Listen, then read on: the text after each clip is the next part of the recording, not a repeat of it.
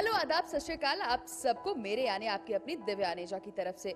और आज एक बार फिर से लेकर आई हूँ आपके लिए शख्सियत का एक और दमदार एपिसोड।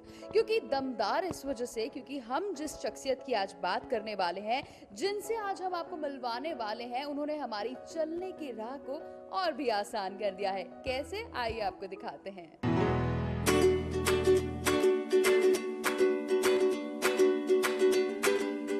काश हर ख्वाहिश पूरी हो इबादत के बगैर, किस्मत आकर गले लगे मेरी इजाजत के बगैर।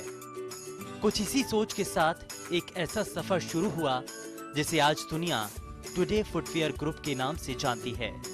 और इस सफर की शुरुआत की इस ग्रुप के मैनेजिंग डायरेक्टर सुभाष जग्गा ने। एक छोटे से परिवार में एक बड़ा सपना देखने वाले सुभाष जग्गा, जिन्होंने अपने इस काम को एक छोटे से स्तर से शुरू कर आज करोड़ों का सफर तय किया, जिनकी सोच बस यही रही कि यहाँ बनने वाले जूते हर वर्ग के लोगों तक और हर क्षेत्र के लोगों तक पहुंचाए जा सकें और ईमानदारी और मजबूत नींव से बने इन जूतों से अपने देशवासियों को कुछ बेहतर दे सके। और आज सिर्फ पीयू लाइट टुडे शूज के जरिए न सिर्फ ये कर दिखाया है, बल्कि हो रहे मुनाफे से देश के अच्छे नागरिक की तरह अपना फर्ज भी निभाया और शानदार आयुर्वेदिक हॉस्पिटल बनाने का ठाना, ताकि किसी भी बीमारी से जूझ रहे लोगों का सही इलाज हो सके। इतना ही नहीं, आज भी अपने परिवार के सहयोग के साथ वो इस क्षेत्र में लगातार काम करते रहे हैं, ताकि देश के लिए वो और बेहतर करते रहें। तो दर्शकों, जिस शख्सियत की अभी अभी आपने झलक देखी है, आइए अब आपको उनसे रूबरू करवाते हैं। इस ग्रुप के चेयरपर्सन जो हैं सुभाष जग्गा जी, जो कि आप देख पा रहे हैं हमारे साथ मौजूद हैं। बहुत बहुत स्वागत है सर आज आपका। हमें आपसे मिलकर आज बहुत अच्छा लग रहा है। सबसे पहले तो दर्शकों मैं आपको बता दूं कि आज हम इतने अच्छे मौके पर इनको मिलने आए हैं कि आज इनका जन्मदिन है, तो जन्मदिन की बहुत बहुत बधाई हो सर आपको। थैंक यू जी, थैंक यू जी। और शख्सियत की बात करते हैं, आज तक एक लंबा सफर तय किया आपने। जब वापस उस जर्नी पर नजर जाती है, कौन कौन सी चीजें दिमाग में आती है? जब अतीत में जाते हैं और देखते हैं, तो जहां आज मैं हूं जी, तो एक सपना सा लगता है। क्योंकि कभी सोचा भी नहीं था कि वो परमपिता परमात्मा मुझे इस स्टेज पे ले जाएगा जी। क्योंकि मैं फतेहाबाद हरियाणा में, वहाँ की मेरी पैदाइश है और बहुत ही गरीब फैमिली में मेरा जन्म हुआ। और मेरे फादर बचपन से ही हमें छोड़कर चले गए, तो कोई सहारा नहीं था जी। इस दरमियान हमारे मामा जी ने, मेरे गुरु भी हैं, और उन्होंने मुझे पढ़ाया लिखाया, पाला पोसा और इस मुकाम तक मुझे पहुंचाया। तो एक बचपन से एक उमंग भी थी कि कुछ करना चाहिए। कभी ऐसा नहीं लगा सर कि आपके दोस्तों की तरफ से या रिश्तेदारों की तरफ से इस तरह का प्रेशर रहा हो कि क्या सोच रहे हैं आप, ऐसा संभव ही नहीं है? मैं ये समझता हूँ कि इंसान किसी चीज को ठान लेता है और जब किसी कार्य को शुरू कर लेता है तो परमात्मा उसमें विराजमान हो जाते हैं और वो खुद ही सपोर्ट आदमी को करते हैं। जैसा कि मैंने अपना एक छोटा सा बिजनेस अपनी पढ़ाई के बाद 84 में मैंने एक अलग से एक अपना सेटअप शुरू किया, फुटवेयर का होलसेल का बिजनेस जी। तो एक उमंग थी भाई इस बिजनेस को कैसे बढ़ाया जाए और कैसे तरक्की की जाए। और मैं समझता हूँ एक जरूरत भी जो है वो जननी है, बिल्कुल, क्योंकि बहुत हमें जरूरत थी। तो मैं इस मुकाम में आगे बढ़ता गया, बिजनेस स्टार्ट किया, बिजनेस अच्छा चला। अब मैं उसमें कह सकता हूँ कि मेहनत तो नहीं कह सकता, मेहनत तो हर इंसान करता है जी। तो इसमें प्रभु की इच्छा बहुत प्रबल थी। उनके भी मन में एक इच्छा थी भाई इस शख्स को कुछ बनाना है। तो वो मेहनत, लगन उन्हीं की देन और हमारे मामा जी का सहयोग जी। तो उससे हमारा बिजनेस बहुत अच्छा चल पड़ा। तो उसके बाद इस मुहिम को आगे बढ़ाते हुए एक पूरा एक ट्रेडिंग सेंटर खोला। अच्छा। और अपना ट्रेडिंग का बिजनेस हरियाणा, राजस्थान और इस काफ़ी जगहों पे मैंने किया।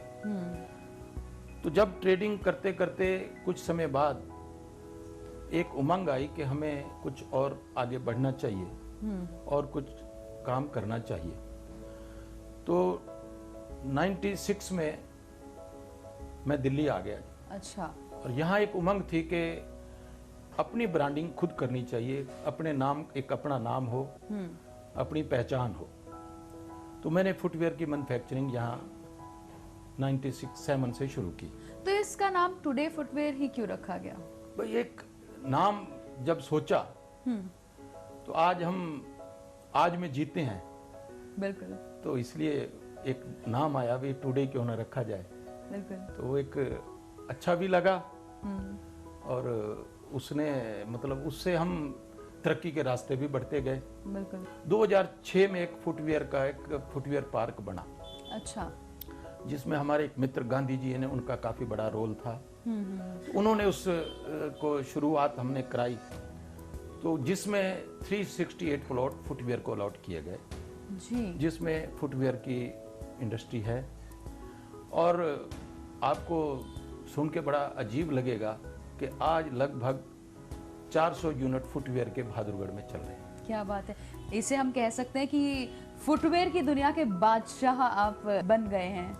अभी हमारी इच्छा भी हम गवर्नमेंट से, क्योंकि हमारे आदरणीय मनोहर लाल जी खट्टर जी, हमारे कैप्टन अभिमन्यु जी और जो हमारे अभी उद्योग मंत्री हैं आदरणीय विपुल गोयल जी, इस सरकार का हमें इतना एक सहयोग मिल रहा है। और जितनी जो भी डिमांड हमने की है इंडस्ट्री को बढ़ाने के लिए, और ख़ास तौर से हमारे माननीय मुख्यमंत्री जी, वो भी इसमें पूरे जोर शोर से इस फुटवेयर के इंडस्ट्री को भी किस तरीके से और बढ़ाया जा सकता है, हमारे से पूछते हैं भी क्या समस्या हैं, तो उस समस्या को उसी टाइम उसका निपटारा किया जाता है। अभी हमारा क्योंकि एक सपना है कि हमारे सराउंडिंग में लगभग 500-600 फैक्ट्रियाँ और 1000 फैक्ट्रियाँ होनी चाहिए, और जो कि एक वर्ल्ड रिकॉर्ड होना चाहिए भी इतनी इंडस्ट्री एक ही जगह पे, एक ही ट्रेड की इंडस्ट्री है। तो अभी हमारा सरकार। अच्छा सर, क्या ये चीज हमने बहुत सुना है कि अगर आपको कोई बड़ा काम करना है, सरकार की तरफ से आपको सहयोग होना चाहिए। अगर सरकार की तरफ से, पॉलिटिशियंस की तरफ से सपोर्ट नहीं होगा तो आप कुछ नहीं कर सकते हैं। तो क्या आपने भी ऐसा कुछ महसूस किया? नहीं, ऐसा कुछ नहीं है। देखो जी, सबसे पहले तो संगठन मजबूत होना चाहिए। जब आपका संगठन है, देखो कोई सरकार भी है, जहाँ कहीं किसी डिमांड को लेके 100-200 आदमी इकट्ठे होकर जाते हैं तो उनकी बात को सुना जाता है। बिल्कुल। देखो कोई भी सरकार में कोई भी उच्च पद पे बैठा है तो वो भी देखता है कि ये एक सामाजिक कार्य है, एक सामूहिक कार्य है, तो उसमें सहयोग देने में किसी को कोई दिक्कत नहीं होती। और देश की तरक्की तो हर कोई चाहता है। बिल्कुल। और अब क्योंकि देश हमारा एक तरक्की के रास्ते पे निकल पड़ा है। फुटवेयर का जैसे अभी हमारे मोदी जी ने जो जीएसटी का एक नया जो प्रारूप ये चालू किया है, और जेटली जी ने जो बहुत अच्छे तरीके से उसको सजोया संवारा है जी, तो मैं नहीं समझता कि अब हमारा देश कोई पीछे हटने वाला है। और मेरी तो ये सोच है कि हमारा जो एक भारत एक गरीब देश है जो लिखा जाता था, 3 साल के बाद एक ये लिखा जाएगा कि भारत एक अमीर देश है, क्योंकि इतना पैसा सरकार के खजाने में आने वाला है। और व्यापारी वर्ग भी कोई दिल से चोरी नहीं करना चाहता, उसकी कुछ मजबूरियां होती हैं। इस वजह से जब सभी लोग एक ही सेटअप में और एक ही सिस्टम में आ जाएंगे तो मैं नहीं समझता कि कोई आदमी चोरी की तरफ सोचेगा। बिल्कुल।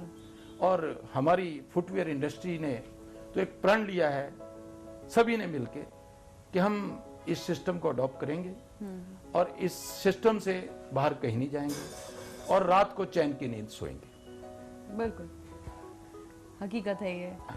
एक दौर था जब लोग कहते थे कि अगर एक व्यक्ति को परखना है, उसे देखना है, जज करना है तो उसके जूतों से करो। बहुत बिल्कुल, क्योंकि फुटवेयर जो है ना जी, अब एक फैशन हो चुका है। बिल्कुल। और खास तौर से मैं तो कई दफा जब हमारी कोई भी मीटिंग भी होती है तो ये एक बात मैं कहा करता हूं कि आप कभी, आपके ये इतने जूते लगते हैं, आपने कभी सोचा है कहाँ इतने पॉपुलेशन नहीं है, इतने जूते बनते हैं, कहाँ जाते हैं? तो मैं ये कहा करता हूं कि आप कभी अपने मैडम की दराज खोल के देखो तो आप दंग रह जाओगे कि उसमें 20-25 जोड़ी जूते की मिलेगी। तो ये एक फैशन का युग शुरू हो चुका है, क्योंकि और हमने भी एक जो फुटवेयर पार्क बनाया है उसमें भी हमने एक common facility centre, training centre और एक फैशन के ऊपर एक, जिसमें लगभग 25 करोड़ की लागत आने वाली है, जिसमें 10 करोड़ रुपया हमारे को सेंट्रल गवर्नमेंट से और हरियाणा स्टेट की तरफ से 1.5 करोड़ रुपया मिला है और 15 करोड़ रुपया हमारी फुटवेयर इंडस्ट्री उसमें लगा रही है। जी। तो वहां पर एक ट्रेनिंग भी दी जाएगी और नए नए डिजाइन कैसे बनते हैं, डिजाइनिंग सेंटर है वहाँ, आधुनिक मशीनें वहाँ लगाई जा रही हैं। तो इस तरीके का जब एक सिस्टम शुरू होता है तो तरक्की अपने आप ही होती है। बिल्कुल। और क्योंकि आज हर आदमी फुटवेयर को एक फैशन के रूप में देखता है, क्योंकि जब भी कोई जूता खरीदने जाता है तो पैर के वो चल के इधर उधर देख के क्या मेरे मैच कर रहा है नहीं कर रहा, तो ये एक जरूरी भी है।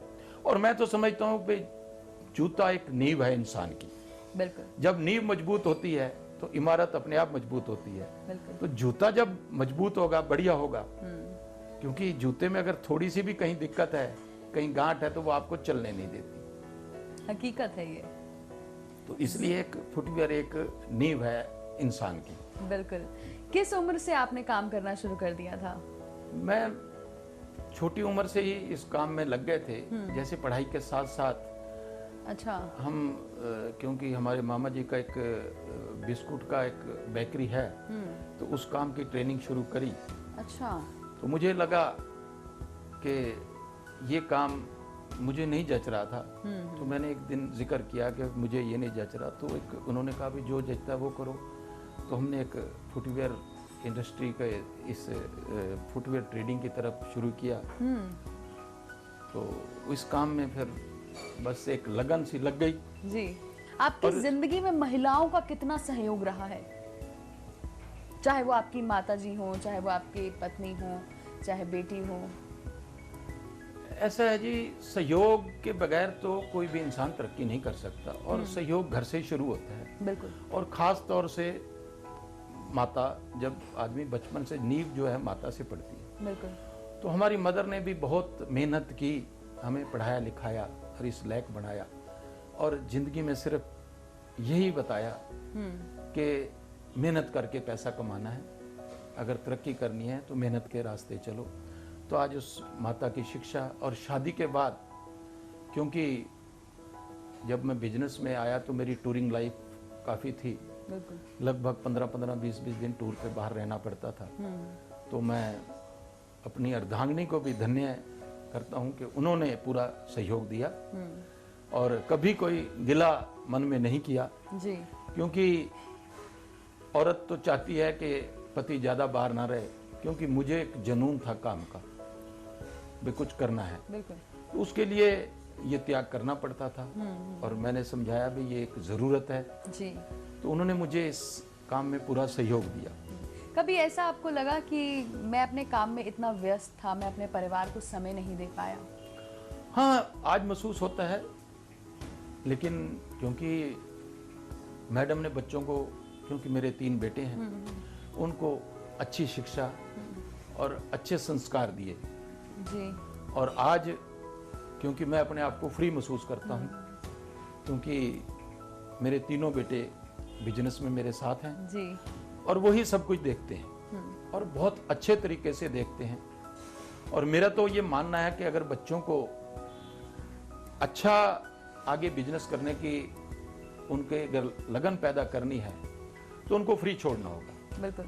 और मैंने भी लगभग आज से 7 साल पहले अपने बिजनेस को बच्चों के हवाले कर दिया। क्या बात? क्योंकि थोड़ा बहुत नुकसान करेंगे तो तभी वो सीखेंगे।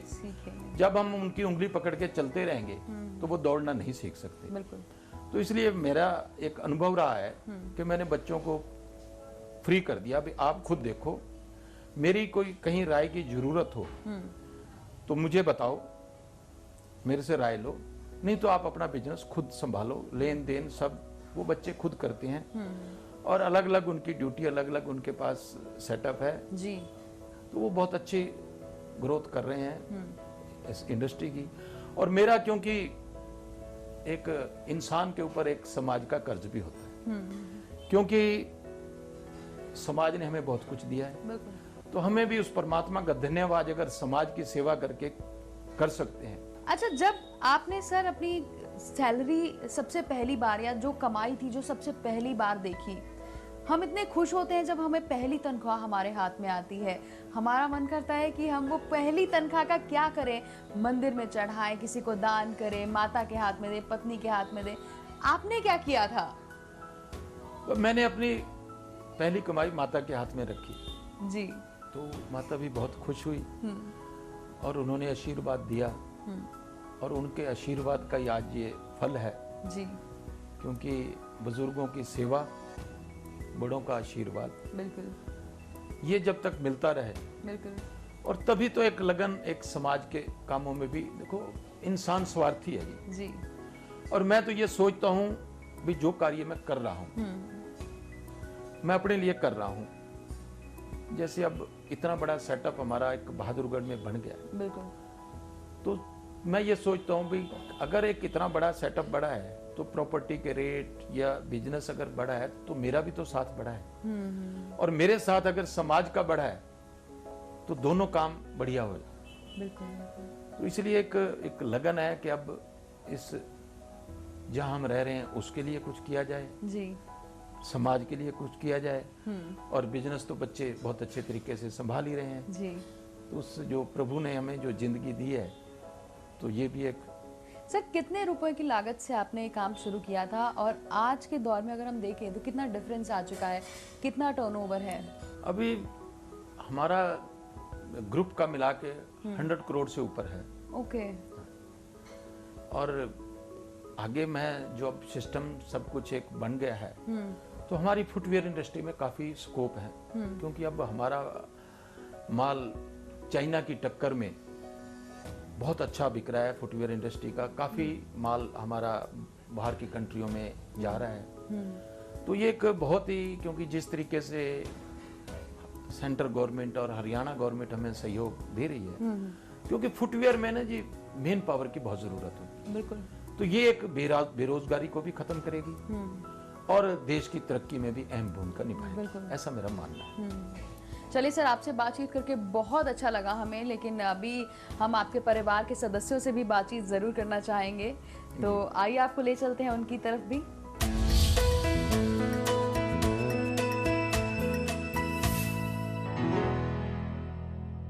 सो गाइज, जिस शख्सियत की कहानी आज हम आपको बता रहे हैं, आपसे रूबरू करवा रहे हैं, पहली बार ऐसा होगा कि उस शख्सियत के पीछे के जितने भी लोग हैं, उनका परिवार, वो हमारे साथ बैठा है आज यहाँ पर। आप बताएं, पापा जब एक टाइम था जब बिजी रहते थे, आप लोगों को टाइम नहीं दे पाते थे, वो दौर कैसा रहा आपकी लाइफ का? वो हमारा बचपन का टाइम था। हम तो स्कूल में पढ़ के और अपना मस्ती में ही टाइम निकल जाता था, और कभी कभी ये होता था कि पापा बहुत लंबे टूर्स पे जाते थे तो मिस करते थे, लेकिन ठीक है, काम के लिए तो सब करना ही पड़ता है।